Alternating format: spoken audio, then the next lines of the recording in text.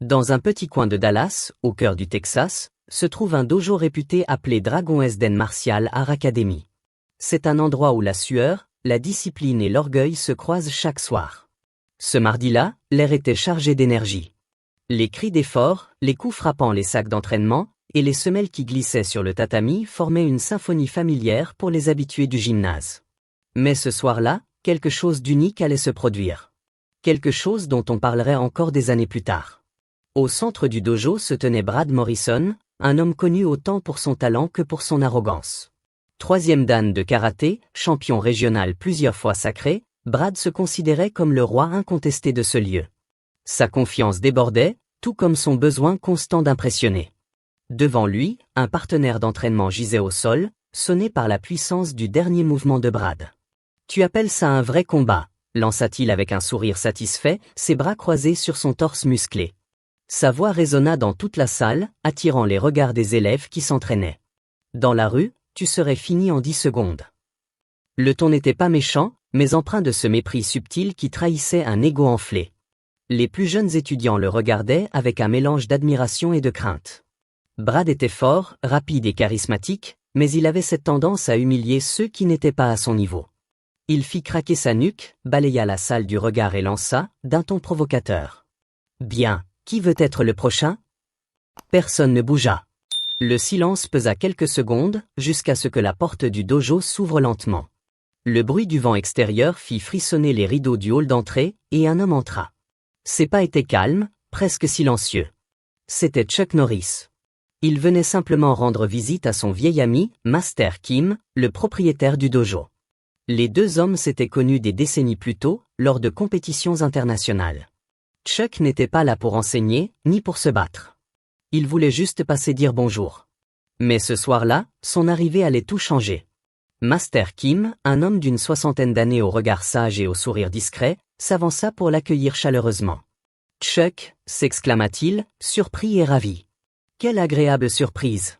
Cela fait si longtemps. » 2 ans, je crois, répondit Chuck en souriant. Je voulais voir comment se portait ton école. Elle a fière allure. Leur poignée de main trahissait une complicité ancienne, forgée par le respect et les années de pratique. Dans un coin de la salle, Brad observait la scène. Il avait reconnu le visage familier, celui qu'il avait vu dans d'innombrables films d'action. Mais pour lui, Chuck Norris n'était qu'un acteur, un homme de cinéma dont les combats étaient chorégraphiés. Pas un véritable combattant. Brad fronça les sourcils. Un acteur ? Ici, dans son dojo ? Alors que les deux amis discutaient, Brad s'avança sans attendre d'être invité. « Excusez-moi, » dit-il d'un ton faussement respectueux, « vous êtes bien Chuck Norris, non ? L'acteur de films d'arts martiaux ?» Chuck se tourna vers lui avec un sourire poli. « C'est bien moi. » Mais Brad ne lui laissa pas le temps d'ajouter quoi que ce soit. « Vous savez, j'ai toujours voulu rencontrer quelqu'un comme vous. Les films, c'est bien, mais disons que c'est un peu différent du vrai combat, non ?» Un murmure parcourut la salle. Certains élèves se regardèrent, mal à l'aise. Master Kim sentit le danger de la situation. « Brad, ce n'est peut-être pas le moment pour. »« Oh, ne t'en fais pas, maître, » coupa Brad en levant la main. « Je suis juste curieux. Je respecte Monsieur Norris, évidemment. Mais tout le monde ici sait que les combats de cinéma, c'est du spectacle. Dans la vraie vie, c'est autre chose. » Le ton était condescendant, et malgré sa voix posée, on sentait la provocation. Chuck, lui, ne perdit pas son calme.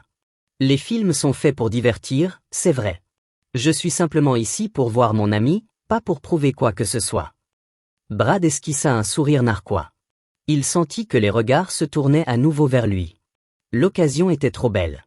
Eh bien, justement. Pourquoi ne pas en faire une petite démonstration, juste pour le plaisir ? Proposa-t-il avec assurance. Une petite séance amicale, vous et moi. Histoire de montrer aux élèves la différence entre le cinéma et le vrai art martial.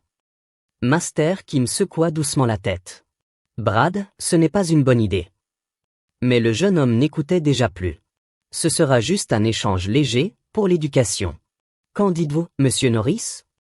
Chuck le fixa quelques secondes, sans rien dire. Le silence dans le dojo était presque palpable. Tous attendaient la réponse. Puis, calmement, il hocha la tête. D'accord. Si c'est pour apprendre, pourquoi pas ?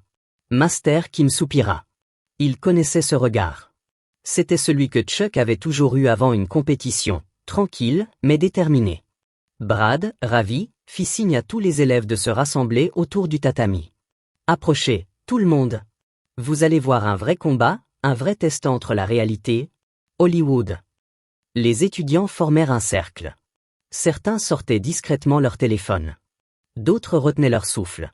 Chuck retira lentement sa veste et s'échauffa sans précipitation. Chaque mouvement semblait mesuré, précis, fluide.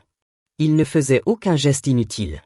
Brad, lui, bondissait sur place, plein d'énergie, cherchant à impressionner le public.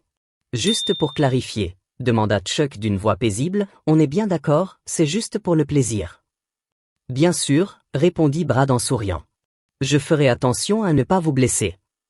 Quelques élèves étouffèrent un rire nerveux. Chuck s'avança sur le tatami, sans posture agressive. Il se tenait droit, calme, les mains le long du corps. Son regard, en revanche, était fixé sur Brad avec une intensité presque invisible, mais réelle. Master qui m'observa en silence. Il savait déjà comment cela allait finir. Brad lança le premier coup, un roundhouse kick rapide, précis, puissant. Sa jambe sifflait dans l'air, visant le torse de son adversaire. Mais Chuck bougea d'un simple pas, léger, presque imperceptible. Le coup manqua sa cible d'un souffle. En un instant, Chuck se retrouva à moins d'1 mètre de Brad, sans effort apparent. « Beaucoup » murmura-t-il calmement. « Mais tu annonces ton attaque. Tu baisses ton épaule droite juste avant. » Le ton était amical, mais la remarque porta comme une gifle. Brad recula, déstabilisé. « Chance » grogna-t-il. « On va voir ça. » Il enchaîna aussitôt une combinaison, JAB, cross, roundhouse. C'était sa séquence fétiche, celle qu'il exécutait mieux que quiconque dans le dojo. Mais cette fois encore, aucun de ses coups ne toucha. Chuck esquiva chaque attaque sans même paraître bouger. Les spectateurs commencèrent à murmurer. Jamais personne n'avait vu Brad rater 3 attaques d'affilée. Brad serra les dents. Il tenta une frappe directe au torse, un coup si rapide que la plupart des gens n'auraient pas eu le temps de réagir. Mais au moment où son poing atteignit la distance de contact, il frappa, le vide. Chuck n'était plus là. Il se trouvait déjà à sa gauche, immobile, les bras toujours relâchés. Master Kim se racla la gorge. « Brad, ça suffit. » « Non, » répliqua celui-ci, le souffle court. « Je veux comprendre. Je veux voir s'il sait vraiment se battre. » Chuck le regarda en silence, puis répondit doucement. « Tu veux un vrai combat ? Très bien. » L'air sembla se densifier. Un changement subtil traversa la salle. Personne ne bougeait, mais chacun sentit que quelque chose venait de basculer. L'atmosphère n'avait plus rien du jeu ou de la démonstration amicale. Le visage de Chuck, toujours calme, avait perdu son sourire. Ses yeux, eux, semblaient s'être enfoncés dans une concentration absolue. Brad sentit un frisson lui parcourir le dos, mais son orgueil prit le dessus. Il se remit en garde et fit signe qu'il était prêt. Chuck s'avança, un pas à la fois, mesurant chaque mouvement. Ce n'était pas de la provocation, ni un défi. C'était simplement une assurance tranquille, celle d'un homme qui maîtrise totalement son art. « Allez, montre-moi ce que tu sais faire », lança Brad, le ton bravache, comme pour se convaincre lui-même qu'il restait maître de la situation. Puis tout alla très vite. Un déplacement. Une légère rotation de hanche. Une main qui effleure un bras, un appui qui change. Et soudain, Brad perdit l'équilibre. Son corps bascula en arrière, projeté par une force invisible. Il heurta le tatami avec un bruit sourd. Silence total. Personne n'avait compris ce qu'il venait de se passer. Même les élèves les plus expérimentés n'avaient pas réussi à suivre la séquence. Brad, au sol, resta quelques secondes immobile, fixant le plafond, abasourdi. Son souffle court se mêlait à celui de la foule silencieuse. « Qu'est-ce que vous venez de faire » murmura-t-il. Chuck tendit la main, le regard bienveillant. « Je t'ai simplement accompagné dans ton propre mouvement » répondit-il avec un demi-sourire. « C'est une technique qu'on appelle « ne pas se battre ». Quelques rires étouffés se firent entendre parmi les élèves. Mais Chuck ne riait pas. Son ton n'était pas moqueur, il était profond, chargé de sens. Il aida Brad à se relever. Le jeune homme, encore étourdi, frotta ses avant-bras, cherchant à comprendre ce qu'il venait de vivre. « Tu vois » reprit Chuck d'une voix calme, « les vrais arts martiaux ne consistent pas à écraser l'autre. Ils consistent à se contrôler soi-même. À être prêt, sans être agressif. À être fort, sans être violent. Les mots flottèrent dans l'air, lourds de vérité. Master Kim, silencieux jusque-là, hocha lentement la tête. C'est ce que j'essaie d'enseigner depuis des années, dit-il à voix basse, presque pour lui-même. Brad baissa les yeux. Son ego, si grand quelques minutes plus tôt, semblait s'être effondré sous le poids de cette leçon. Mais Chuck n'en resta pas là. Il se tourna vers les élèves qui observaient, captivés. Ce que vous venez de voir n'a rien à voir avec des films, ni avec la compétition. C'est le résultat de décennies d'entraînement. De répétition. De respect. Le vrai combat ne se gagne pas ici, dit-il en pointant du doigt le tatami. Il se gagne là. Il posa une main sur sa poitrine. Le silence fut total. Puis, d'une voix douce, il ajouta. J'ai commencé les arts martiaux il y a plus de 40 ans, quand j'étais dans l'armée de l'air, en Corée. À cette époque, je n'étais qu'un gamin arrogant, persuadé de tout savoir. Et c'est là-bas, auprès de maîtres bien plus sages que moi, que j'ai compris la vraie nature de ce que nous faisons ici. Ce n'est pas une question de force. C'est une question de respect, de discipline, et surtout d'humilité. Certains élèves avaient les yeux brillants. Ils savaient qu'ils venaient d'assister à un moment rare, à une leçon de vie autant qu'à une démonstration martiale. Brad prit une profonde inspiration. Son regard avait changé.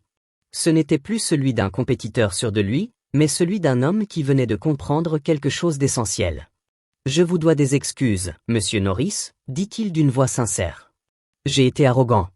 J'ai cru que j'avais tout compris. Mais vous venez de me montrer ce qu'est un vrai maître. » Chuck posa une main sur son épaule. « Ce n'est pas une question d'excuses, Brad. Ce que tu ressens maintenant, cette remise en question, c'est exactement le début du vrai chemin. » Master Kim s'avança, le regard plein de fierté. « Brad, tu viens d'apprendre en 15 minutes ce que certains mettent des années à comprendre. Et toi, Chuck ?» Il sourit. « Tu n'as pas changé. Toujours cette façon de transmettre sans humilier. » Chuck hocha la tête humblement. « On apprend toujours, même à mon âge. La seule différence, c'est qu'avec le temps, on arrête de chercher à gagner. On cherche juste à comprendre. » Un élève leva timidement la main. « Monsieur Norris, est-ce que vous avez vraiment été un compétiteur avant d'être acteur ?» Un sourire traversa le visage de Chuck. « Oui. Avant les films, j'ai passé des années à m'entraîner, à combattre dans des tournois, à perdre, à gagner, à douter. Les films sont venus bien après. Mais sans les arts martiaux, sans cette discipline, je n'aurais jamais rien accompli. » La jeune fille hocha la tête avec admiration. Un autre élève, plus jeune, demanda. « Et qu'est-ce qui fait, selon vous, un vrai combattant ?» Chuck prit un moment avant de répondre. « La maîtrise de soi. Le contrôle de la peur. L'humilité de reconnaître qu'il y aura toujours quelqu'un de meilleur. Le vrai combattant n'a pas besoin de prouver quoi que ce soit. Il sait ce qu'il vaut. Et c'est pour cela qu'il reste calme. » Les mots résonnèrent dans le dojo comme une vérité ancienne. Brad, toujours à côté, acquiesça lentement. « J'ai passé des années à chercher à impressionner les autres. À vouloir être le plus fort. Mais aujourd'hui, je comprends que j'étais en train de me battre contre moi-même. » Master Kim posa la main sur son épaule. « C'est souvent le combat le plus difficile. Celui qu'on livre à l'intérieur. » Un léger sourire parcourut les lèvres de Chuck. « Et c'est le seul qu'on ne peut pas gagner en frappant. » Les élèves éclatèrent d'un rire respectueux. Puis, lentement, l'entraînement reprit. Mais quelque chose avait changé. L'ambiance n'était plus la même. Chaque mouvement, chaque salut, chaque regard portait une gravité nouvelle. Les élèves répétaient leurs gestes avec plus d'attention, plus de respect. Brad, lui, resta sur le côté quelques minutes, observant en silence. Il savait que cette journée marquait un tournant dans sa vie. Chuck, avant de partir, prit un instant pour ranger sa veste et saluer son ami. « Merci de m'avoir laissé passer, Kim. Ton dojo est entre de bonnes mains. »« Tu seras toujours le bienvenu ici, » répondit le maître. Ils se serrèrent la main longuement. Avant de franchir la porte, Chuck se retourna vers le groupe. « Souvenez-vous de ceci, le vrai pouvoir n'est pas dans le poing, mais dans le contrôle de celui qui le retient. » Puis il s'en alla, sans un mot de plus. Les élèves le suivirent du regard jusqu'à ce qu'il disparaisse dans la lumière du soir. Brad resta debout, les bras croisés, repensant à chaque seconde de l'échange. Il se sentait à la fois humilié et inspiré. Mais dans cette humiliation se cachait une vérité libératrice. Il venait de comprendre ce qu'était réellement le chemin du Bud, celui de la maîtrise de soi, du respect et de l'équilibre. Il s'approcha alors de Master Kim. Maître, je crois que j'ai encore beaucoup à apprendre. Alors, tu es enfin prêt à apprendre, répondit celui-ci en souriant. Ce soir-là, au Dragon's Den Martial Art Academy, tout le monde quitta le dojo un peu différent de la manière dont il y était entré. Certains étaient émus, d'autres songeurs. Mais tous savaient qu'ils avaient assisté à quelque chose de rare, non pas un combat entre deux hommes, mais une leçon entre deux visions de la vie. Et cette histoire, racontée des années plus tard par les élèves présents ce jour-là, devint une légende. Une légende qui rappelait à chacun que le vrai maître n'a rien à prouver, et que le plus grand combat est celui que l'on mène contre son propre ego. Si cette histoire vous a plu et que vous aimez les récits inspirants du monde des arts martiaux, pensez à vous abonner à la chaîne. Votre soutien permet de faire vivre ces histoires et d'en raconter de nouvelles, toujours plus authentiques. Merci d'avoir regardé, et à très bientôt pour une nouvelle leçon de vie.